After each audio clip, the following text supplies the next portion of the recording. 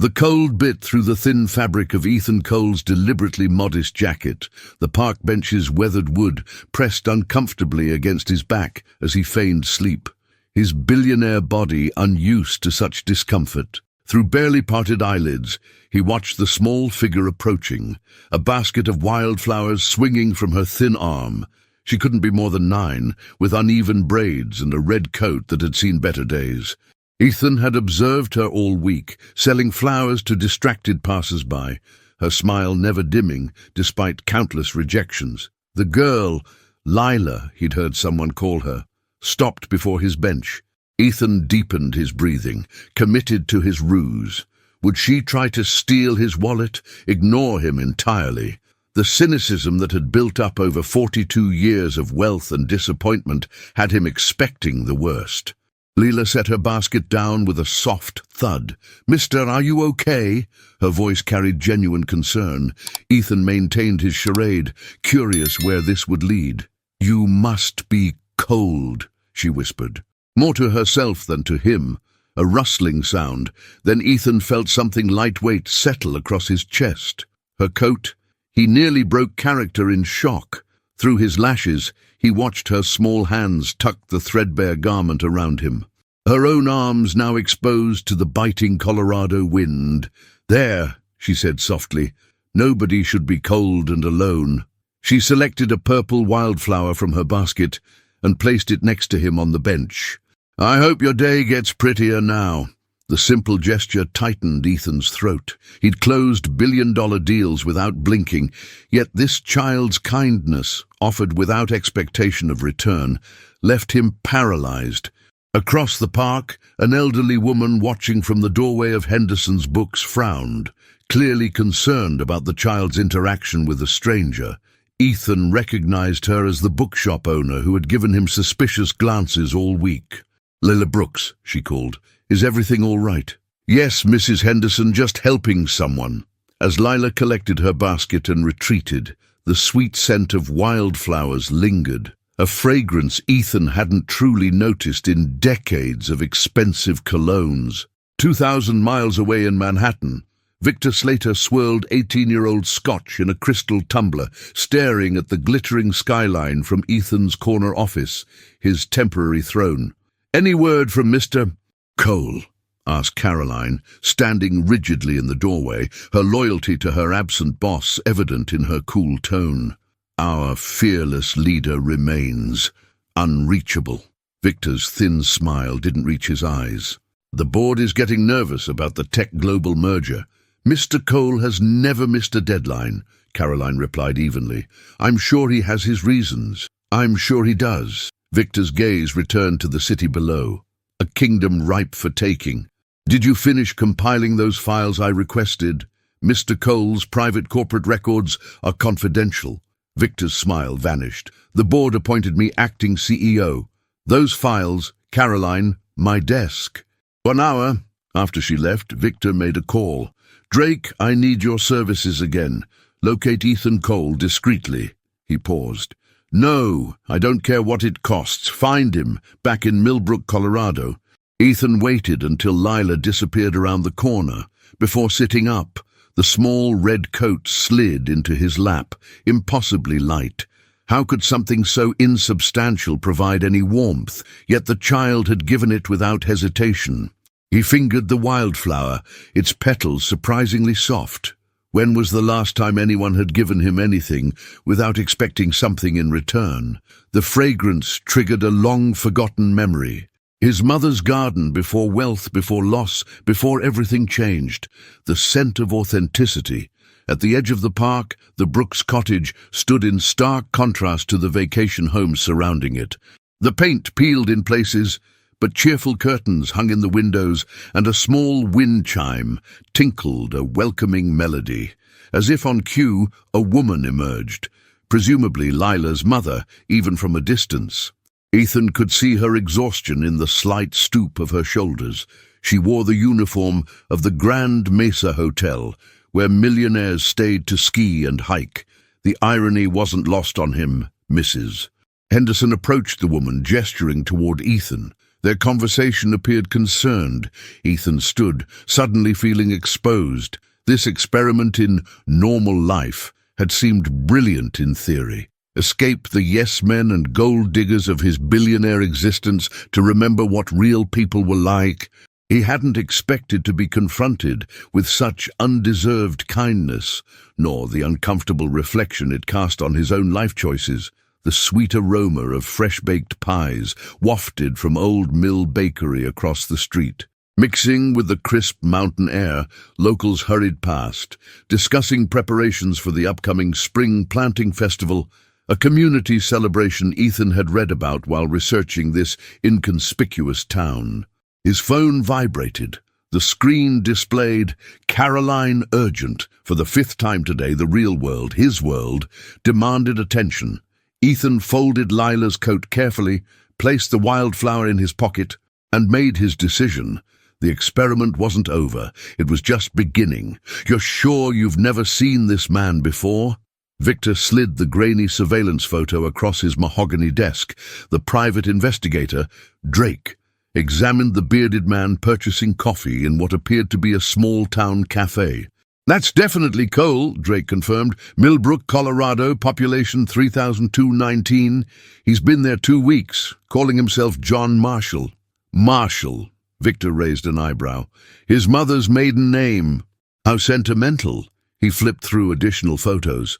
Ethan reading to children at a bookstore, helping an elderly man with groceries, walking through a park. What game is he playing at? Locals think he's just some guy passing through. Rented a cabin, pays cash, keeps to himself. Drake paused. Except for his interest in the Brooks family. Brooks, single mother, works as a housekeeper, has a daughter selling flowers. Drake placed another photo on the desk. Ethan crouched beside a small girl with uneven braids. Victor's lips curled upward. "How touching, our billionaire's found himself a charity case." Caroline entered without knocking. "The board needs signatures on the Tech Global preliminary docs today." Victor barely glanced up. "I'll forge Ethan's, won't be the first time." "That's illegal," Caroline stated flatly. "That's business," Victor countered. "Besides, our fearless leader seems to have abandoned his responsibilities. Someone has to keep things running." After Caroline left, Victor studied the photos again. "Find me everything on this family and set up office space in Millbrook. I think it's time to pay Ethan a personal visit." The creaky porch steps announced Ethan's arrival at the Brooks cottage. He clutched Lila's small coat, nervous as a teenager. The door opened before he could knock. "Can I help you?" Rachel Brooks stood in the doorway, still wearing her hotel uniform, wariness evident in her stance. "I believe this belongs to your daughter." Ethan extended the folded red garment. "She, lent it to me in the park." Rachel's exhausted expression shifted to confusion.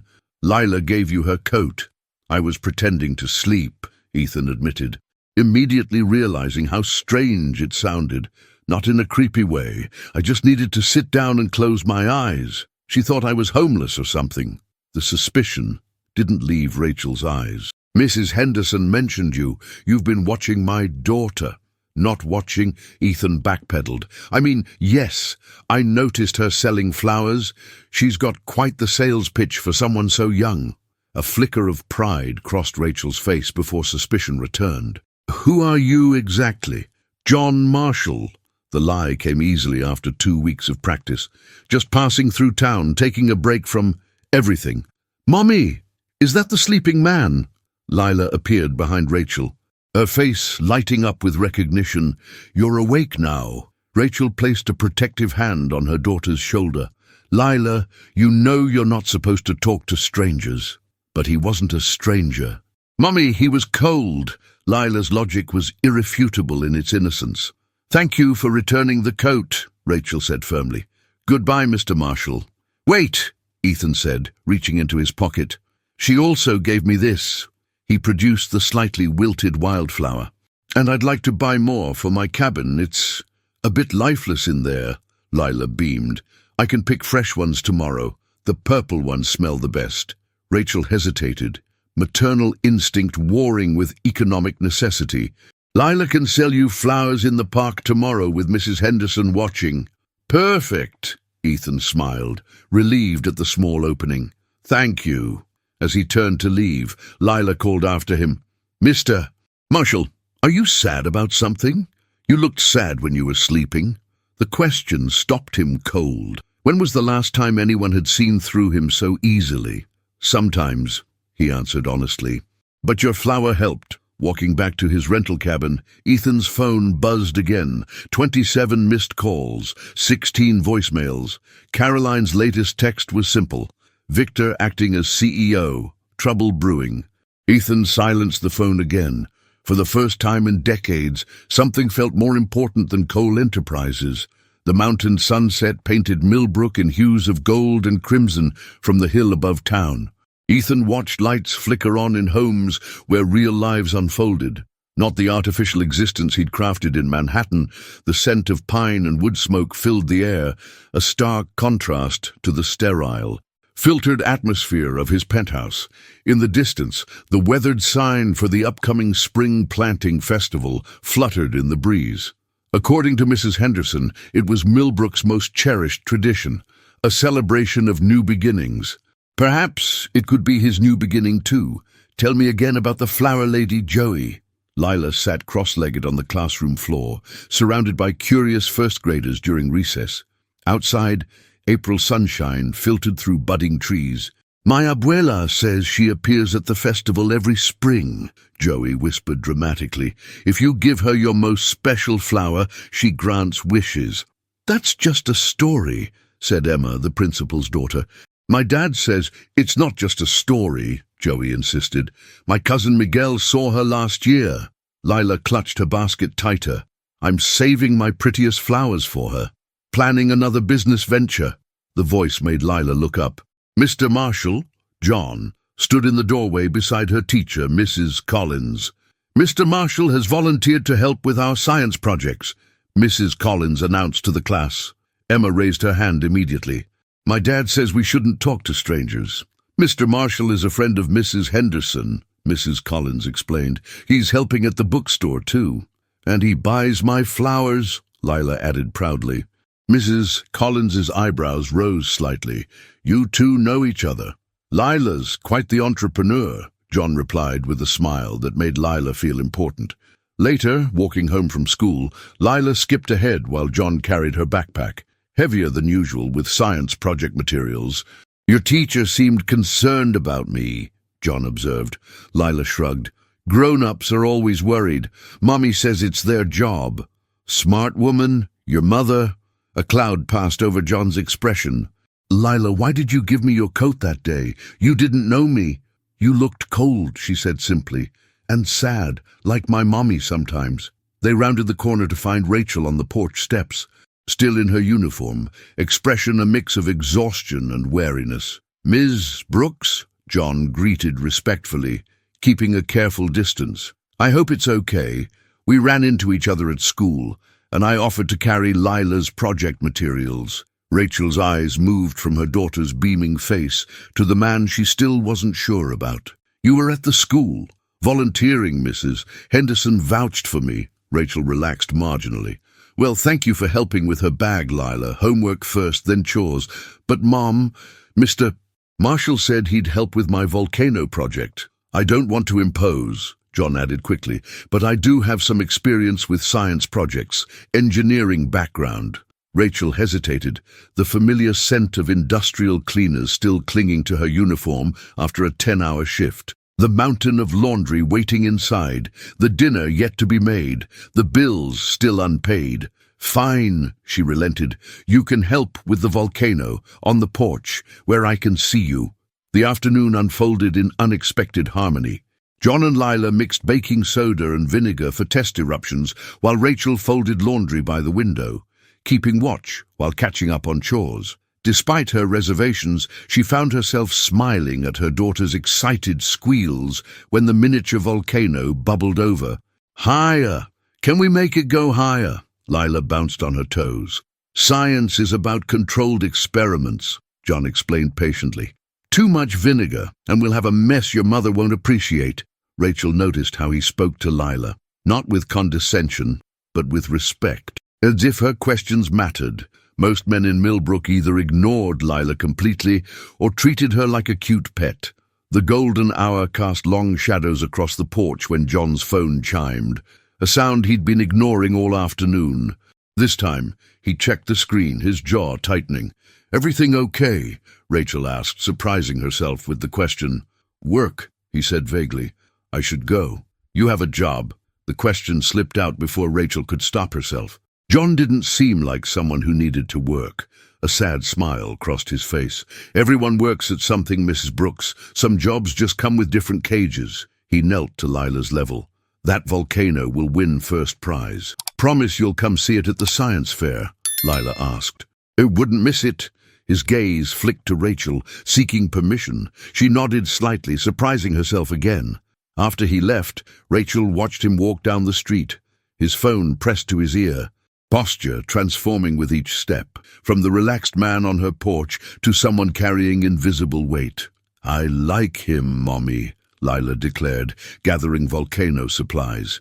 "He seems nice," Rachel conceded cautiously. "But we don't really know him, honey."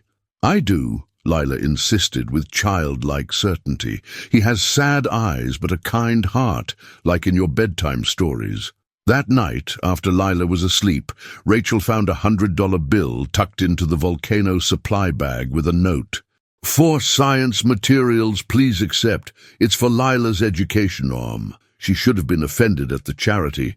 Instead, she sat on the porch steps, inhaling the sweet scent of the wildflowers Lila had arranged in a mason jar, and allowed herself a moment to wonder about the mysterious John Marshall and the sadness her daughter had seen in his eyes. The Grand Mesa Hotel lobby gleamed with old money and new ambition. Rachel moved efficiently between marble columns, pushing her cleaning cart with practiced invisibility. 17 rooms down, 8 to go. Her back ached, but Lila's science fair was tomorrow. The overtime would help buy a new dress for the occasion. "Hold the elevator," a man's voice. Razor-sharp East Coast accent. Rachel automatically pressed the door-open button. The man who strode in radiated expensive confidence. Tailored suit, cologne worth more than her monthly rent. "Thanks."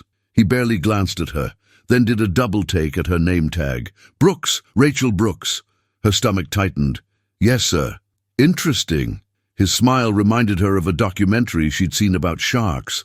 "You have a daughter, correct? Sells flowers in the park." Rachel's protective instincts flared. "Excuse me, how do you know my daughter?" "Let's just say I'm interested in the people John Marshall takes an interest in." He extended a business card. "Victor Slater Coal Enterprises." Rachel didn't take it. "I'm working, Mr. Slater." "Of course." He retracted the card smoothly. "But if you'd like to know who your new friend really is, call me." The elevator stopped at the executive floor. Victor stepped out, then turned. "Ask yourself why a man like John Marshall would suddenly appear in Millbrook, befriending a housekeeper and her daughter. Coincidences like that, they don't happen without reason." The doors closed on his smirking face, leaving Rachel with a chill that had nothing to do with the air conditioning. Ethan paced his cabin, phone pressed to his ear. "Caroline, just stall them. I need more time." "Victor's already moved into your office," his assistant replied. "He's accessing files, signing documents in your name, the Tech Global merger." "Let him have it." The word surprised even Ethan. "Sir, the merger, the office, all of it." Ethan stopped at the window, gazing at the small town below. "I'm working on something more important." Silence filled the line. Then, carefully, "Does this have something to do with the Brooks family? Victor's investigating them." Ethan's blood ran cold. "What did you say?" "He sent someone to Millbrook. I saw the expense reports." Ethan's mind raced. Victor wouldn't come himself, not yet. He'd send someone first, a private investigator, probably. Which meant Rachel and Lila were being watched. "Caroline, I need you to—" A knock at the door interrupted him. "I'll call you back." Through the peephole, Ethan saw the last person he expected. Mrs. Henderson, clutching a leather-bound book. "Mr. Marshall." She adjusted her glasses when he opened the door. "Or should I say Mr. Cole?" Ethan's heart sank. "You know, librarians are excellent researchers." She held up the book. a business biography with his younger, clean-shaven face on the cover. "You're not the first wealthy man to seek authenticity in our little town, though your methods are unusual. I can explain." "No need." She stepped past him into the cabin. "Your secret is safe with me, but others are asking questions. A man's been showing your photograph around town." Ethan rubbed his face. "Victor's moving faster than I expected." "The real question, Mrs." Henderson continued, "is what you intend to do about Rachel and her daughter. They've become attached to you, especially Lila." The accusation in her tone wasn't lost on Ethan. "I never meant to." "Of course you didn't." Her voice softened. "No one plans to care. It just happens." She placed the book on his table. "Lila's science fair is tomorrow. She's expecting you. I'll be there, and after, when your little experiment is over." Her eyes, magnified by thick lenses, were surprisingly sharp. "That child has already lost one man in her life." The words hit like a physical blow. "I'm not playing games with them. Perhaps not intentionally, Mrs." Henderson moved to the door. "But privileged men often forget that others can't afford the luxury of temporary lives." After she left, Ethan sat heavily on the sofa, the biography mocking him from the table. The cabin suddenly felt suffocating, neither his real world nor the authentic one he'd been seeking. Outside, the wind carried the scent of pine and wildflowers. Somewhere in town, Lila was probably arranging her volcano for tomorrow's fair, expecting him to attend as promised. Rachel was working double shifts at a hotel where people like him casually left $100 tips.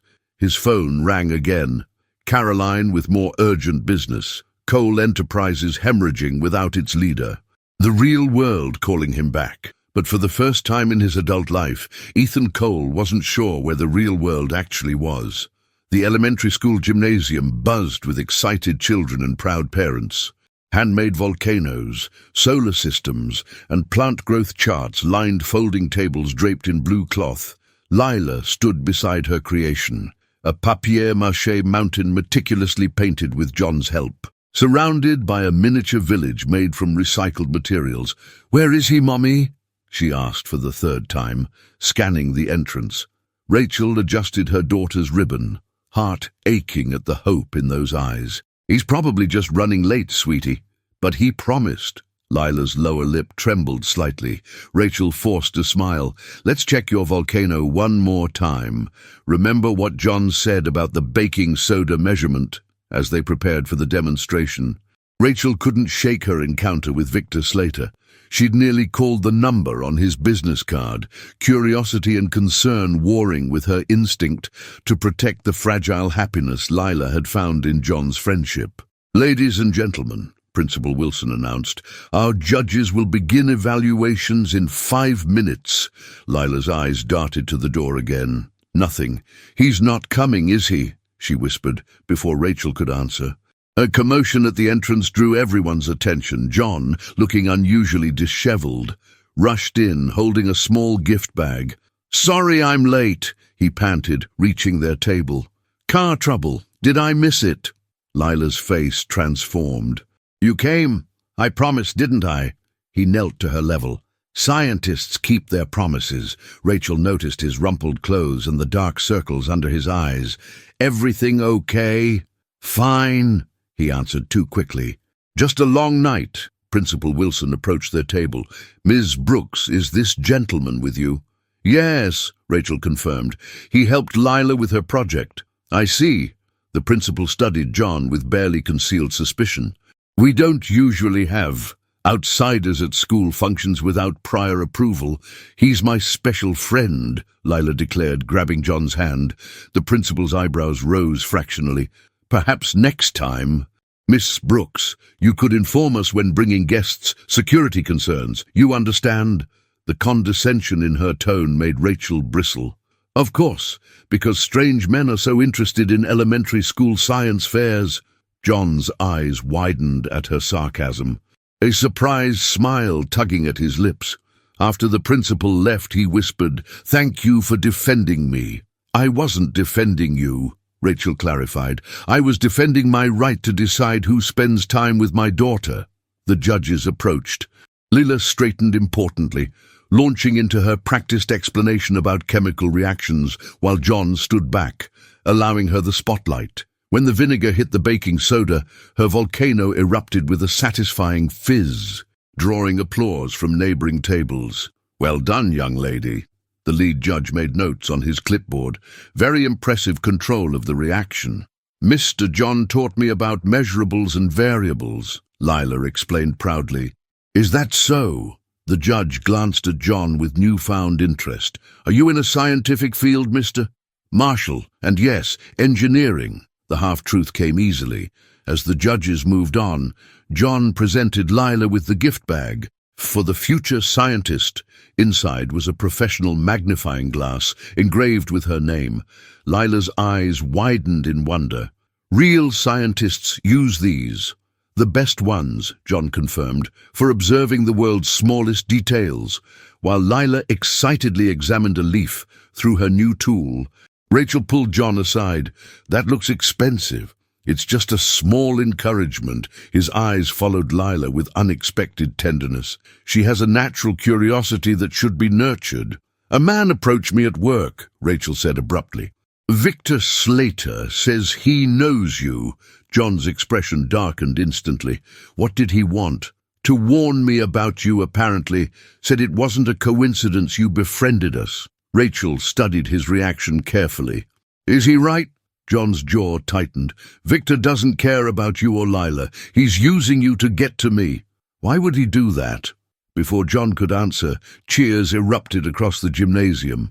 The principal was announcing winners. Third place in physical sciences, Emma Wilson. Polite applause as the principal's daughter accepted her ribbon. Second place, Joey Martinez. More enthusiastic clapping. And first place goes to Lila Brooks. Lila froze in disbelief, then squealed with delight, rushing forward to receive her blue ribbon and certificate. When she returned, she threw herself into John's arms. "We did it. We really did it," over Lila's head. Rachel caught John's expression, raw emotion he couldn't hide. No one looked at someone else's child that way, unless they truly cared. Whatever game Victor Slater was playing, whatever John, or whoever he was, might be hiding. Rachel was certain of one thing. His affection for Lila was genuine. As they left the science fair, Rachel noticed a man photographing them from across the parking lot. When John spotted him too, his entire demeanor changed, shoulders squaring, jaw setting into a hard line. "Rachel," he said quietly, "I think it's time we talked about who I really am." The coffee in Ethan's cup had grown cold, untouched as he finished his story. Rachel sat across from him in the empty diner booth, her face unreadable in the harsh fluorescent light. "So you're not John Marshall," she finally said. "You're Ethan Cole, billionaire CEO of Cole Enterprises." "Yes." The confirmation felt both liberating and terrifying. "And you came to Millbrook to, what, play normal, see how the other half lives?" Ethan winced at her tone. "It wasn't like that. I needed to remember what was real." "Real?" Rachel's laugh held no humor. "Do you have any idea what real is? Real is working double shifts to afford your child's asthma medication. Real is choosing between electricity and new shoes." "Rachel." "No." She held up her hand. "You don't get to Rachel me after lying for weeks. You watched my daughter, my 9-year-old, sell flowers in the park and thought what? This would make a charming anecdote at your next yacht party." The accusation stung because it contained a kernel of truth. Hadn't he initially viewed Millbrook as an anthropological experiment? "It started that way," he admitted, "but it changed. Lila changed it, changed me, by giving you her coat." Rachel's voice softened slightly. "She has that effect on people. She reminds me of who I used to be, before the money, before Cole Enterprises consumed everything." Ethan leaned forward. "Victor is dangerous, Rachel. He's been trying to take over my company for years. Now he thinks he can use you and Lila against me." "Use us how?" "I don't know exactly, but he's ruthless." Rachel absorbed this, fingers tracing patterns on the Formica tabletop. "So what happens now?" You go back to being a billionaire, and we go back to being nobody. You were never nobody. Ethan reached for her hand, surprised when she didn't pull away. Let me help you and Lila properly, not with hidden $100 bills. We don't want your charity. It's not charity. It's... Ethan struggled to articulate feelings he barely understood himself. You and Lila showed me kindness without knowing who I was or what I could give you. That's worth more than money. The waitress refilled their coffee cups. Eyeing them curiously, small town, big gossip. By morning, everyone would know Rachel Brooks was having late-night conversations with the mysterious John Marshall. Lila can't know, Rachel decided. Not yet. She trusts you completely. Finding out you lied would crush her. I understand. Relief washed through him. Thank you. Don't thank me. I'm still furious with you. Rachel's eyes held his. But Lila needs stability. And like it or not, you've become part of that. They departed separately, Ethan watching from his car as Rachel walked to the bus stop. The night air carried the scent of impending rain and lilacs from nearby gardens. Small-town smells he'd grown unexpectedly fond of. His phone lit up with Caroline's name. What's happening? Victor's called an emergency board meeting for tomorrow morning.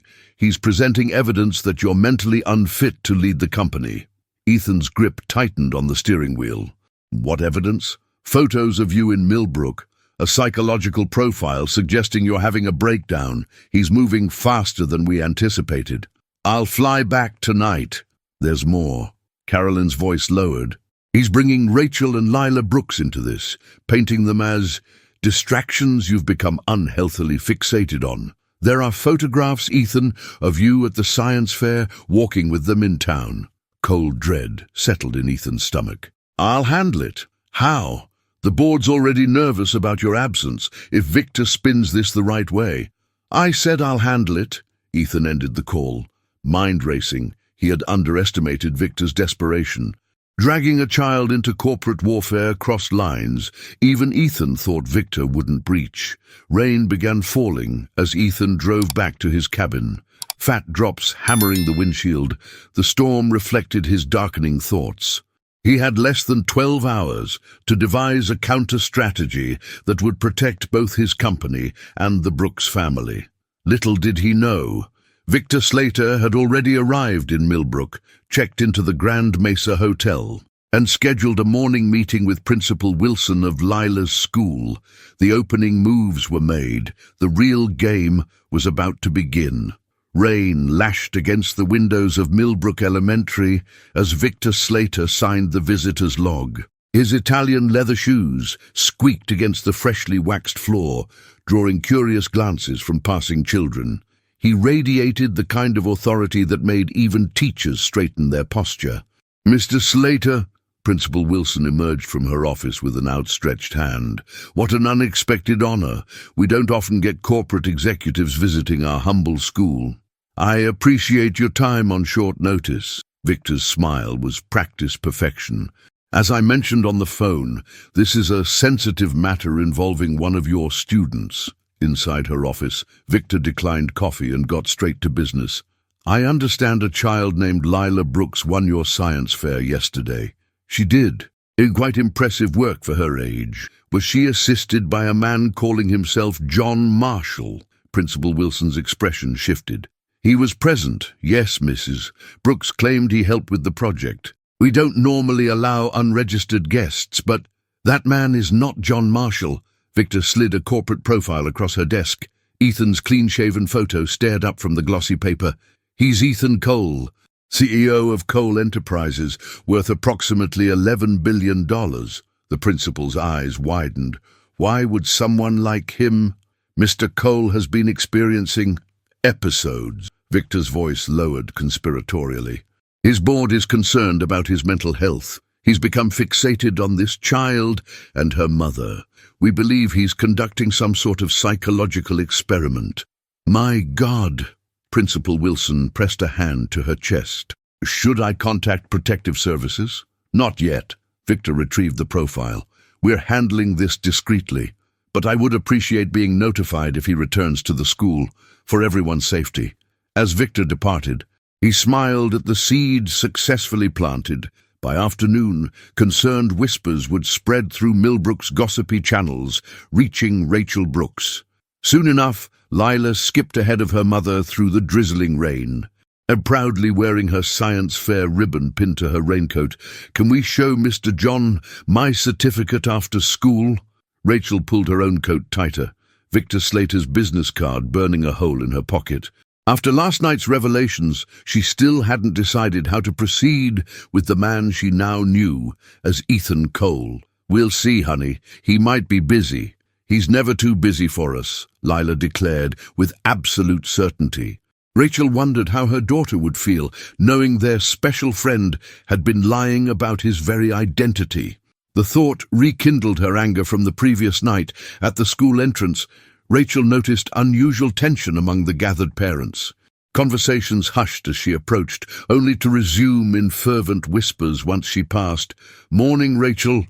Mrs. Peterson, Joey's mother, offered a smile that didn't reach her eyes. "Congratulations on Lila's win yesterday." "Thank you. That friend of yours, John, he seems helpful." Something in her tone made Rachel's spine stiffen. "He is? Do you know him well?" The question was too casual, too loaded. "Well enough." Rachel squeezed Lila's shoulder. "Off to class, sweetheart. Have a great day." After Lila disappeared inside, Mrs. Peterson leaned closer. "You should be careful, Rachel. People are talking about you and your daughter's relationship with that man. Excuse me, there are rumors he's not who he says he is." Mrs. Peterson's expression mixed concern with barely disguised excitement at sharing gossip. "Principal Wilson had a meeting this morning with someone important from New York. Something about John Marshall actually being some billionaire conducting experiments on small-town families. Your family. Specifically." Rachel's blood ran cold. Victor had wasted no time. "My family is none of your business," she managed, turning away before tears of humiliation could form. By lunchtime, Rachel had received 7 concerned texts from fellow parents and an invitation to meet with Principal Wilson after school. The carefully constructed life she'd built, invisible but respectable, was unraveling because a bored billionaire had decided to play pretend in her town. Her phone rang, a Millbrook number she didn't recognize. "Rachel Brooks speaking." "Ms. Brooks?" Mrs. Henderson's voice was uncharacteristically urgent. "Are you somewhere private? I'm at work, on break. You need to come to the bookstore immediately. It's about Ethan, John, and Lila." "What about Lila?" Panic surged through Rachel. "She's fine, but there's something you need to see now." 20 minutes later, Rachel burst into Henderson's books. Still in her hotel uniform, Mrs. Henderson locked the door behind her and led her to the back office, where a laptop displayed a financial news website. The headline made Rachel's knees buckle. "Cole Enterprises CEO mental health questioned. Bizarre behavior includes adopting small-town family." Below was a photo of Ethan, clean-shaven in an expensive suit, alongside a grainy shot of him with Lila at the science fair. The article quoted an anonymous board member claiming Ethan Cole had suffered a breakdown, abandoning his company to pursue a psychological experiment involving a single mother and her young daughter. "They're dragging my baby into corporate politics," Rachel whispered, horror mounting as she scanned the article. "Where is he? Where's Ethan?" "Gone." Mrs. Henderson removed her glasses. "He left for New York early this morning, asked me to give you this." She handed Rachel an envelope containing a handwritten note and a check for $50,000. The note read simply, "Rachel, I'm sorry. This was never supposed to touch you or Lila. I'll fix it. Trust me one last time. Ethan." Rachel stared at the check, emotions warring between pride, fury, and paralyzing fear. The bell above the shop door jangled as someone tried to enter despite the closed sign. "That'll be the reporters," Mrs. Henderson said grimly. "They've been circling town all morning, like vultures." "Lila," Rachel's head snapped up. "I need to get Lila from school. Use my back door, and Rachel," Mrs. Henderson pressed a key into her palm, "my lake cabin, no one knows about it. You and Lila can stay there until this blows over." Outside, rain continued to fall, washing away the last traces of wildflower scent from the streets of Millbrook. A storm was gathering, both figuratively and literally, and Rachel Brooks found herself at its center. With only a billionaire's promise to trust, the Cole Enterprises boardroom fell silent as Ethan entered, followed by a small army of lawyers. Gone was the bearded, casual man from Millbrook. This Ethan wore bespoke Italian wool. Power and confidence in every step. Victor's smug expression faltered momentarily before recovering. "Ethan, what a surprise!" Victor stood, arms open in false welcome. "We were just discussing your situation." "I'm sure you were." Ethan's voice was winter cold. "You've been quite busy in my absence." The board members shifted uncomfortably, avoiding eye contact. Blown-up photos of Ethan with Rachel and Lila were displayed on easels around the room. Private moments weaponized for corporate gain. "These are concerning images, Ethan," said Margaret Hayes, the oldest board member. "Abandoning your responsibilities to, what exactly, adopt a random family." "Not random," Ethan replied calmly. "And not adoption. But I'm glad Victor has expressed such concern for my personal life. It allows me to share my concerns about his professional ethics." Ethan nodded to his head lawyer, who distributed folders to each board member. "What's this?" Victor demanded. "Evidence of financial manipulation, attempted hostile takeover, and falsification of corporate documents." Ethan tapped the folder, "including forged signatures on the Tech Global merger, which, by the way, was deliberately structured to benefit Victor's hidden shell company at the expense of our shareholders." Color drained from Victor's face. "This is absurd. I've done nothing but protect this company while you were playing house in Colorado." "Playing house?" Ethan's eyebrow arched. "Is that how you'd characterize what I was doing? Because my expedition yielded something far more valuable than Tech Global's overpriced assets." He clicked a remote, changing the display to a presentation titled Cole Foundation, Community Investment Initiative. "While reconnecting with real people living real lives, I discovered what this company has been missing: genuine human impact. The Cole Foundation will dedicate significant resources to supporting single-parent families, educational opportunities, and community development in overlooked rural areas." The board stirred with interest. This was language they understood: corporate social responsibility, positive PR, tax advantages. "In fact," Ethan continued, "our first pilot program launches next week in Millbrook, Colorado. We've already identified promising partnerships with local businesses and schools. The publicity will be extraordinary." Margaret Hayes leaned forward. "You're positioning your unusual behavior as market research." "Immersive research," Ethan corrected smoothly. "The most effective kind." Victor slammed his palm on the table. "This is misdirection." He abandoned his post, disappeared without explanation, focused company resources on a random child, a child who embodies exactly the demographic our foundation aims to serve, Ethan interrupted.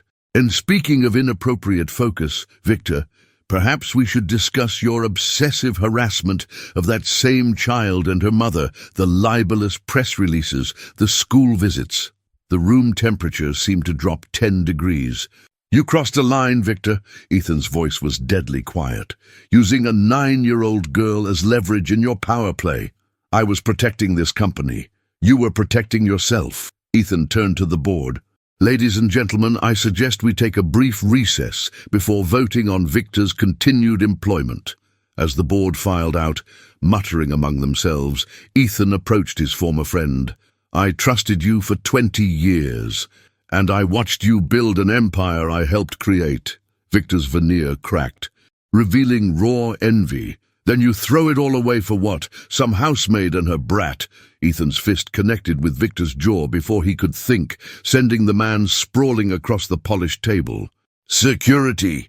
Victor shouted, hand pressed to his bleeding lip. "They work for me, remember." Ethan straightened his cuff. "You have 30 minutes to clean out your office before they escort you out. The severance package is generous, more than you deserve, in exchange for your signature on a non-disclosure agreement regarding the Brooks family." "You're making a mistake," Victor spat. No! Ethan turned to leave. My mistake was forgetting what matters. I won't make it again. The Henderson Lake cabin was exactly as its name suggested. A modest wooden structure overlooking Millbrook's small lake. Rain drummed steadily on the roof as Rachel tucked Lila into the twin bed in the cabin's sole bedroom. Is this like a vacation, Mommy? Lila asked sleepily. Something like that, honey. Will Mr. John visit us here? Rachel stroked her daughter's hair, uncertain how to answer. I don't know. Sweetheart, he will, Lila said with absolute certainty. He promised to always be there for science emergencies, and this feels like an emergency. After Lila drifted off, Rachel sat on the cabin's small porch, watching rain ripple across the lake's surface. Her phone had 37 missed calls, reporters, concerned friends, her employer asking about her unexpected absence, one call from a New York number she didn't recognize. She'd left Ethan's check on Mrs. Henderson's desk. $50,000 would change their lives, but accepting it felt like validating Victor Slater's narrative that she and Lila were Ethan's charity project. The sound of tires on gravel made her tense. Headlights cut through the rainy darkness. Coming up the secluded driveway, Rachel stepped inside, grabbing the fireplace poker as her only defense. A car door slammed. Footsteps on the porch steps, then a soft knock. Rachel! The familiar voice made her heart leap traitorously. It's me! She opened the door to find Ethan, not John, standing in the rain. Gone was the casual, bearded man she'd grown to trust. This version wore an impeccable suit, raindrops beading on wool worth more than her monthly salary. You shouldn't be here, she said, keeping the door half closed. I know. His eyes, those same sad eyes Lila had noticed from the beginning, held hers. But I needed to make sure you were both safe. Safe from the situation you created. The anger she'd been suppressing bubbled up. My daughter's name is in the financial news, Ethan. Reporters are calling her school. My neighbors think I'm either a gold digger or your psychological experiment. I'm fixing it. He ran a hand through his rain-soaked hair. The story's already being retracted. Victor's gone. The board is on board with a new direction, one that turns this mess into something positive. Positive for who? Your company's image. For everyone. Including you and Lila. Ethan's expression softened. May I come in just for a minute, please? Against her better judgment, Rachel stepped aside. The man who entered, moving with the confidence of someone accustomed to the finest spaces, seemed both familiar and utterly foreign. You left us, the accusation escaped before she could stop it. To protect you, Ethan countered. Victor was using you to get to me. I had to end it at the source. And did you? Rachel crossed her arms. End it. Yes, his certainty was absolute. Victor's gone permanently, and I'm launching a foundation headquartered in Millbrook to support families like yours. Not charity, Rachel, opportunity for education, housing, community development. So we're your redemption story now, your PR campaign. Ethan stepped closer. You're the wake-up call I needed. You and Lila showed me what I'd been missing, what really matters. His voice dropped. I meant what I said that night at the diner. You were never nobody to me. The intimacy in his tone made Rachel step back. I don't know who you are anymore. John Marshall, I understood. Ethan Cole is exactly the same man. He reached for her hand. Just with resources to actually help. Before she could respond, a small voice interrupted from the bedroom doorway. Mr. John. Lila stood in her pajamas, rubbing sleep from her eyes. You came for our science emergency. Ethan knelt to her level, his expensive suit pants hitting the cabin's rustic floorboards without hesitation. I promised, didn't I? Lila launched herself into his arms with complete trust, unaware of the complications, the lies, the corporate warfare that had swirled around her small life. In her world, he was simply the man who kept his promises. Over her daughter's head, Rachel met Ethan's gaze. Something unspoken passed between them, a recognition that whatever came next would change all their lives irrevocably. Outside, the rain finally began to ease, moonlight breaking through clouds to ripple across the lake's surface. A new day was coming. For better or worse, Millbrook's town hall had never hosted such a diverse crowd. Local residents in jeans and flannel sat alongside suited executives flown in from New York. News cameras from Denver stations crowded the back wall. At the center of it all stood Ethan Cole, no longer hiding behind a beard or an assumed name. "Thank you all for coming," he began, voice carrying easily through the packed room. "Especially those of you who knew me first as John Marshall." Murmurs rippled through the local contingent. Mrs. Henderson, seated in the front row, nodded encouragingly. "I owe this community an explanation and an apology.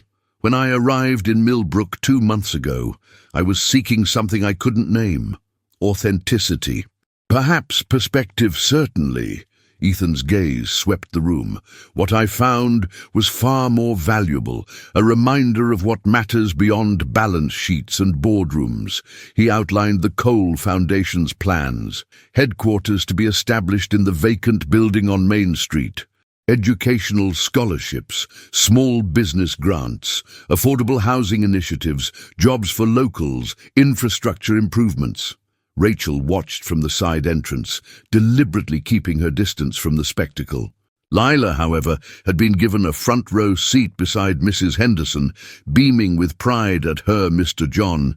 "This is not charity," Ethan emphasized. "It's investment. In people, in community, in potential that exists far from coastal cities and financial centers. Beginning with Millbrook but expanding to similar communities nationwide." Principal Wilson raised her hand. "Mr. Cole, there are rumors that your interest in our town was sparked by a specific family. Some might view this entire foundation as an elaborate gesture toward that family." The question hung in the air, exactly what Rachel had feared. She stepped back further into the shadows, heart pounding. Ethan's response was measured. "My time in Millbrook introduced me to many remarkable people. Yes, a particular act of kindness first opened my eyes. A child sharing her only coat with a stranger she thought was homeless." His gaze found Lila briefly. "But this initiative isn't about one family or one gesture. It's about recognizing that true value exists in places overlooked by traditional metrics." The answer was diplomatic, corporate, nothing like the man who had sat on Rachel's porch helping with science projects. This was Ethan Cole, billionaire CEO, spin doctor, image-conscious executive. Rachel slipped out the side door into the crisp mountain air, needing space from the performance inside. The autumn leaves crunched beneath her feet as she walked toward the small park where everything had begun, where Lila had first encountered the sleeping man on the bench. "Running away!" Rachel turned to find Mrs. Henderson following her, surprising spry for her age. "Just needed air." The older woman nodded knowingly. "It's quite a show in there, very polished." "Very calculated," Rachel corrected. "Perhaps." Mrs. Henderson settled onto the very bench where Ethan had feigned sleep that fateful day. "But calculated doesn't necessarily mean insincere." Rachel remained standing, arms crossed defensively. "He's rewriting our story to serve his corporate image. Is he, or is he trying to create something meaningful from a situation that spiraled beyond anyone's control?" The librarian adjusted her glasses. "He could have simply disappeared back to New York, written a large check and washed his hands of Millbrook entirely. That would have been simpler," Rachel admitted. "For whom?" The question lingered between them. In the distance, the town hall doors opened as the meeting concluded. People spilled out into the afternoon sunshine, executives heading toward waiting SUVs, locals clustering in animated discussion groups. Lila spotted them immediately, breaking away to race across the park. "Mommy, did you hear Mr. John is building a whole building just for helping people like us? And there's going to be a science center with real microscopes." Rachel forced a smile. "That's wonderful, sweetheart. And guess what? He asked if I would cut the ribbon when it opens, me, with giant scissors." Behind her, Ethan approached more cautiously, flanked by assistants with tablets and phones. He dismissed them with a gentle gesture before joining the small group at the bench. "Rachel," his voice was different in public, more controlled, less intimate. "I missed you inside." I heard most of it. She kept her tone neutral for Lila's benefit. Mrs. Henderson stood with a meaningful glance between them. Lila, dear, would you help an old woman back to her shop? These bones aren't what they used to be. But I want to, Lila began. I'll bet Mrs. Henderson might need help organizing those new science books that arrived, Ethan suggested with a conspiratorial wink. The ones with the experiments. Lila's eyes widened. The very same as Mrs. Henderson led an excited Lila away. Silence fell between Ethan and Rachel. The park around them buzzed with autumn insects and distant conversations. You've been avoiding me, Ethan finally said. I've been processing. Rachel sat on the bench, suddenly tired. It's a lot to take in, who you really are, what you're doing here. Who I really am hasn't changed. He sat beside her, maintaining a respectful distance. The title, the money, the company, those are circumstances, not identity, says the billionaire, Rachel remarked dryly. Fair point. A genuine smile, John's smile, briefly replaced his corporate mask. But I meant what I said inside. This foundation isn't about buying affection or clearing my conscience. What is it about then, really? Ethan considered the question carefully. Legacy, maybe. Creating something that matters beyond quarterly reports. Something Lila could be proud of someday. He paused. Something you could be proud of. The sincerity in his voice caught Rachel off guard. I never asked for any of this. I know. He turned to face her fully. Just as Lila never asked for recognition when she gave her coat to a stranger, she acted from pure compassion. The foundation is my attempt to do the same. Not perfectly, not without complications, but genuinely. Rachel studied him. The expensive suit and the kind eyes, the corporate posture and the gentle hands that had helped her daughter build a volcano. The dichotomy was dizzying. I don't fit in your world, Ethan. Then perhaps it's my world that needs to change. His hand found hers on the bench between them. Not everything valuable can be measured on a balance sheet. You taught me that. From across the park came the sound of Lila's laughter as she skipped alongside Mrs. Henderson. The afternoon sun caught her science fair ribbon, still proudly pinned to her jacket. She adores you, Rachel said quietly. The feeling is mutual. Ethan's gaze followed the child. She changed everything. Rachel, one small gesture of kindness upended my entire worldview. He squeezed Rachel's hand gently. And then I met her mother, who works harder than any CEO I know, loves more fiercely than anyone I've encountered, and saw through my disguise from day one. Not quite day one, Rachel admitted with a reluctant smile.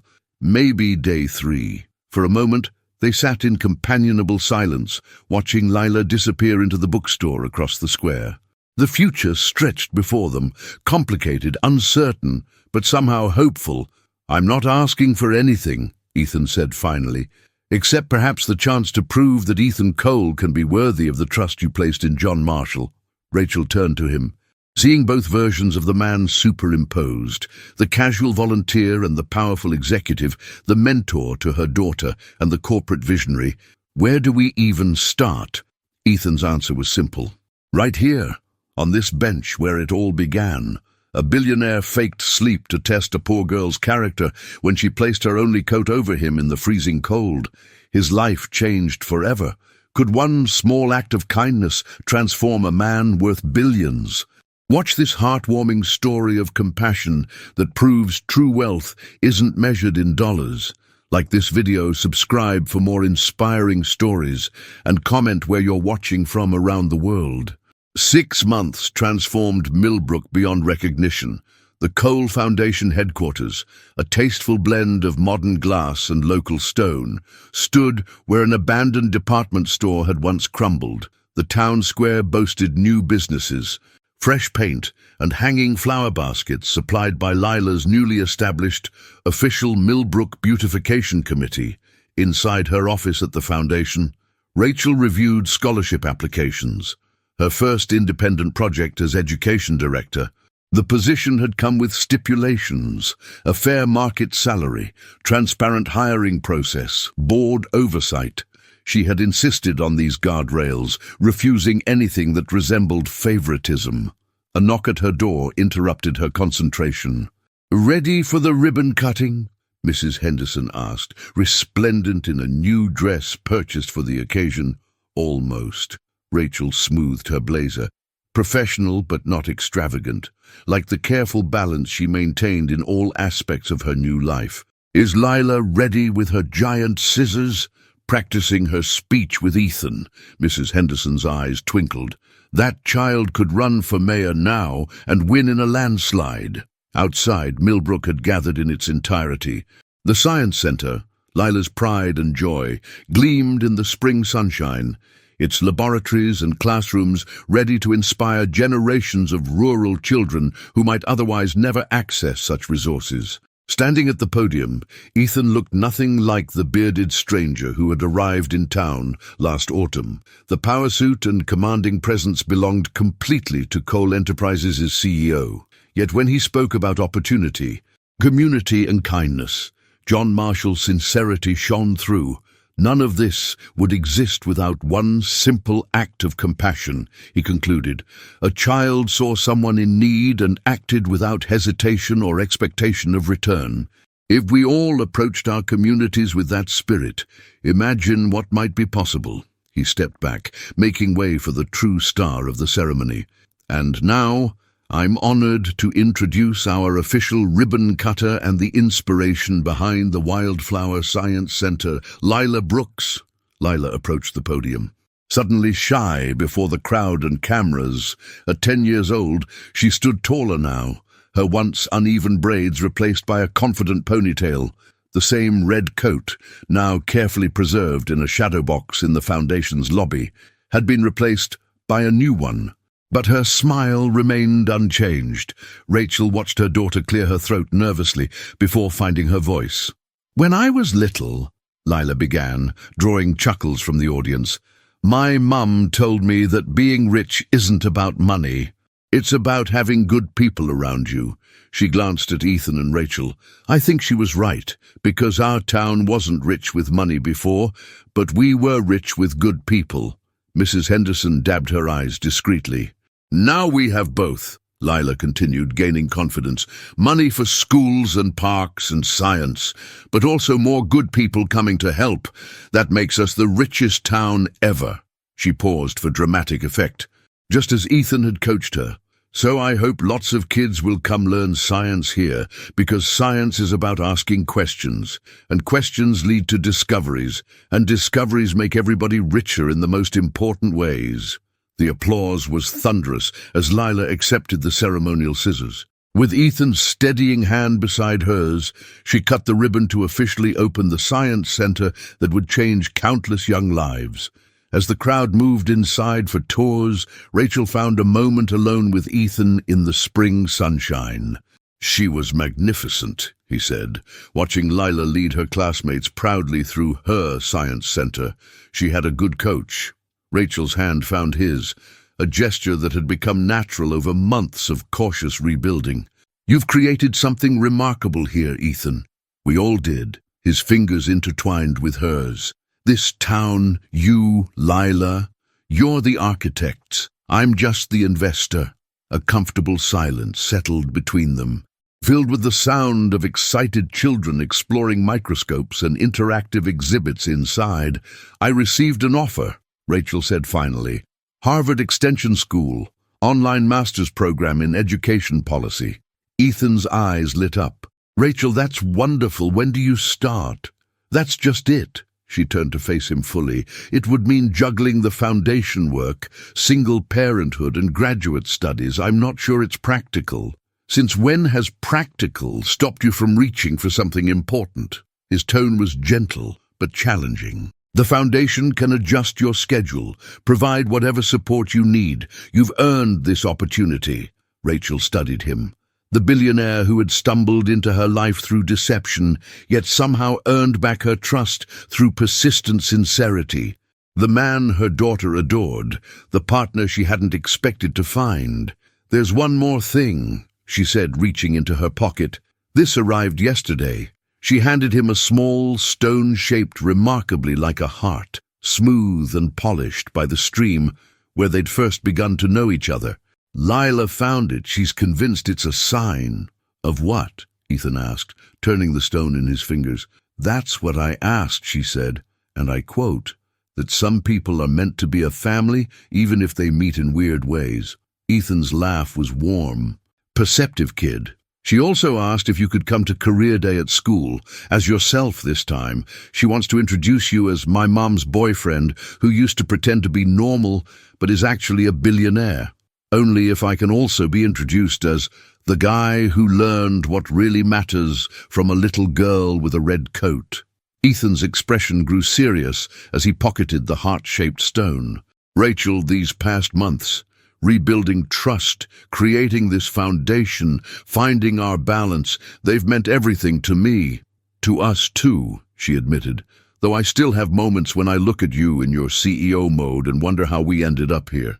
I know exactly how. Ethan gestured toward the science center, where Lila was demonstrating a volcano experiment to enthralled kindergartners. She saw someone in need and decided to help. Everything else, the foundation, the science center, us, it all began with that single act of compassion. From inside came the sound of childish cheers as Lila's volcano erupted right on cue. The perfect metaphor for how one small gesture had created ripples that transformed an entire community. Rachel leaned into Ethan's embrace, no longer concerned about who might see or what they might think. The journey from suspicion to trust had been complicated, but standing in the shadow of all they'd built together, the path forward seemed clear. So, Ethan asked softly, Harvard Extension School, are you accepting? Rachel smiled. I think it's time I started believing in possibilities I couldn't see before. That's my girl, he whispered, lips brushing her temple. Together they walked toward the science center.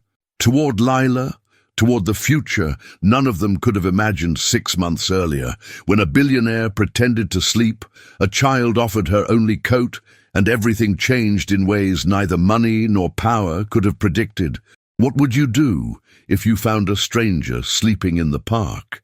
Sometimes the smallest acts of kindness create the biggest ripples of change. Remember, true wealth isn't measured by what's in your wallet, but by who's in your heart.